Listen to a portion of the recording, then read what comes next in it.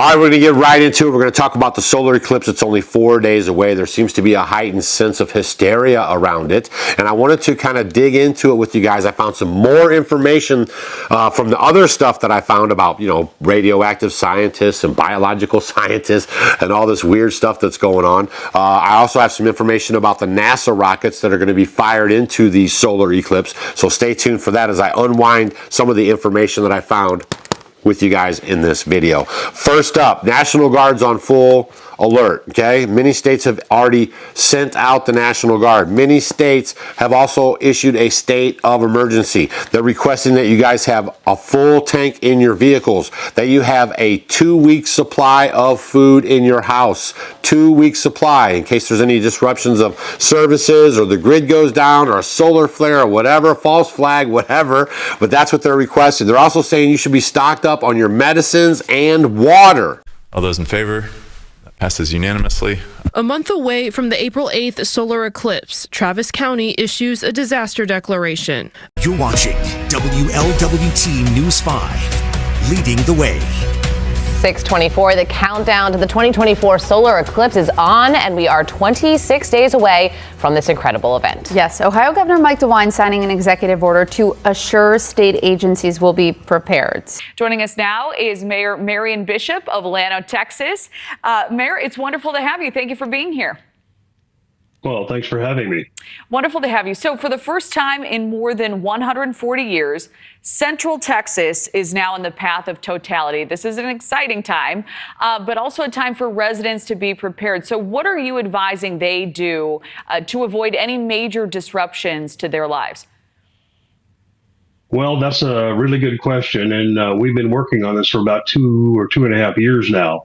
We've been telling our residents, be sure and stock up on gas, groceries, prescriptions, any other supplies that you might possibly need during the next couple of weeks. Thing that I found during this solar eclipse, there's going to be a comet coming by. And they actually named this comet the Devil's Comet.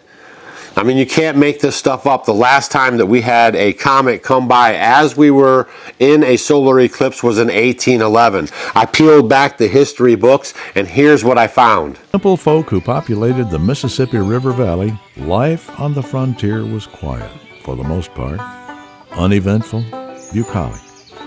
That is, until one dark night that would literally shake the country's middle right down to its foundation.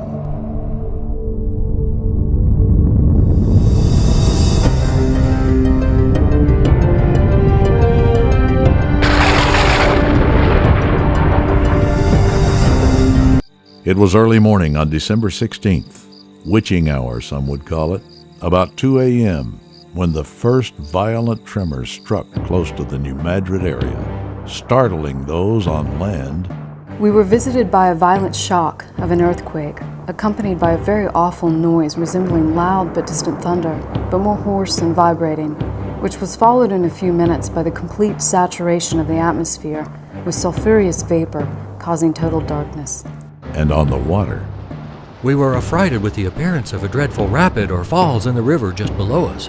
We were so far in the suck that it was impossible now to land. All hope of surviving was now lost, and certain destruction appeared to await us. It was the first salvo in a series of earthquakes that would shake the central and eastern U.S. for the next 6 months. In the night, I was awakened by a most tremendous noise, accompanied by an agitation of the boat so violent that it appeared in danger of upsetting. Everywhere there was noise like thunder, and the ground was shaking the trees down, and the air was thick with something like smoke. There was much lightning. We believed we must surely die. Famed naturalist John James Audubon was living in western Kentucky at the time of the quakes. But at that instant, all the shrubs and trees began to move from their very roots. The ground rose and fell in successive furrows, like the ruffled waters of a lake. And I became bewildered in my ideas as I too plainly discovered that all this awful commotion in nature was the result of an earthquake. It had to have been a terrifying experience. These people were frontier types. They weren't highly educated. They knew what earthquakes were and understood earthquakes, but nobody had ever experienced anything like this, so I'm sure everybody was scared to death. The initial shock about 7.7 on the Richter scale, struck near the town of New Madrid. In the immediate area, settlers were thrown from their beds as timbers crashed down and chimneys crumbled to dust. Glass exploded and shattered. Barns and fences collapsed as fire consumed many buildings. The Mississippi River was muddied by tons of earth from dislodged banks sliding into her swift currents. The Mississippi foamed up like the water in a boiling cauldron, and the stream flowed rushing back, while the forest trees near which we lay came crackling and thundering down. All told, 4 major shocks hit the central United States over a period of several weeks. The initial shock at 2:15 a.m. on December 16th was followed by another large one about 8 that morning. Then on January 23rd, a third large tremor struck as big as the first 2. This was followed by a 4th huge quake on February 7th, probably the largest of the bunch. In between these big shocks, and for months after, the area was shaken by almost constant smaller aftershocks. Curious effects of the earthquakes, which are still visible today, are known as sand blows. The surface of hundreds of acres was, from time to time, covered over, of various depths, by the sand which issued from the fissures. Sand blows occur when a layer of water-saturated sand is topped by a heavier layer of silt or clay. The shaking of the earth forces the sand and water to mix violently. But they go together and liquefy, and the overburden is pushing down on it and kind of hydraulically charges this. So they're seeking a zone of weakness. You may have a crack open up and the sand and water will shoot out in like a cone or like a little volcano over the top of the overburden. These dramatic events are caused by a common earthquake phenomenon called liquefaction. It was the ground motion of the earthquakes that caused the liquefaction process to turn this solid landscape into liquid conditions. Now, sand is made up of little tiny spheres. Now, when the ground starts to shake, those sand grains become more closely packed, and the water between the sand grains is, it's forced out. It has no place to go but up. It can shoot many feet in the air. 1811, 1812, they talk about it shooting as much as, to the tops of high trees. Largest earthquakes in American history. So even if you peel back all of this sci-fi or conspiracy theory stuff or what you could be or could not be experiencing by, planned demolition, let's just keep in mind that the last time that this happened was in 1811. The rivers ran backwards, okay? And there was a big problem with earthquakes. Now, we just experienced a 7.2 or 7.5 earthquake in Taiwan. We're following a developing story of a strong earthquake in Taiwan and a tsunami warning. The USGS reports a 7.4 magnitude quake hit just off the coast of Taiwan a little more than an hour ago. I don't know if that has anything to do with it or not, or was that a heart machine from China? I do not know. All I'm wanting you guys to do is just wrap your head around how this could go south on you real fast. Also, I did some investigation like I promised. I was going to tell you the name of the rockets that they released they're going to release from NASA up into the solar eclipse. The best information I can find, please try to dig around and try to find this information and verify it for me. But NASA is firing 3 rockets named after Apep, the Egyptian serpent god whose goal was to destroy Ra. And Ra is the sun, in case you didn't know. So those are a couple things right there, right? We have NASA firing 3 rockets into the solar eclipse, and they're named after the pagan serpent god Apep, who wants to destroy the sun. We also will be firing up the CERN machine. CERN is a huge magnetic thing in Switzerland. I don't know if you guys have done your homework on this CERN thing, but they're after the God particle, and they want to fire up the CERN machine and have it in full force for the solar eclipse. 3, 2, 1. Being unstable.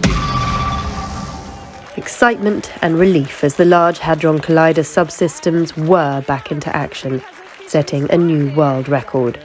Colliding its first protons again after 3 years of upgrades, faster than ever before.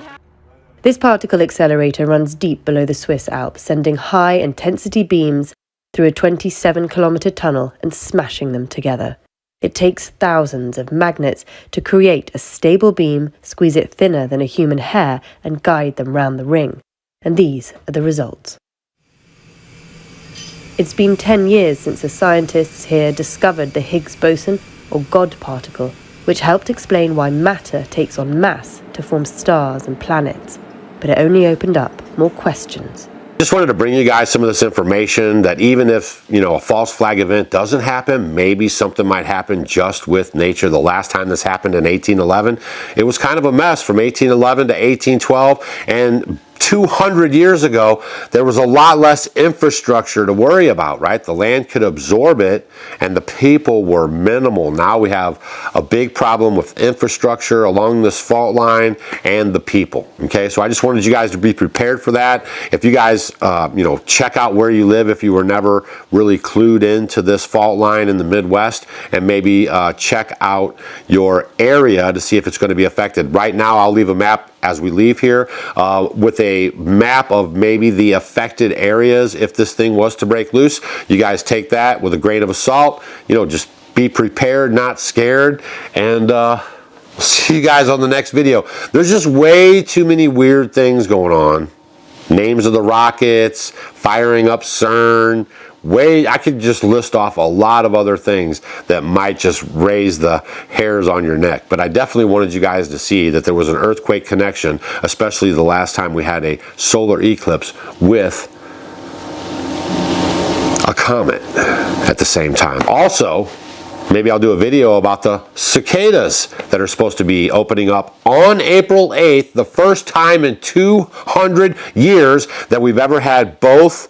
There's two types of cicadas, but they're both going to come out of dormancy at the same time. I mean, is this biblical? Leave a comment down below what you think, and we'll see you guys on the next video. And please share this video with your friends. They might not know to expect an earthquake, that it could happen.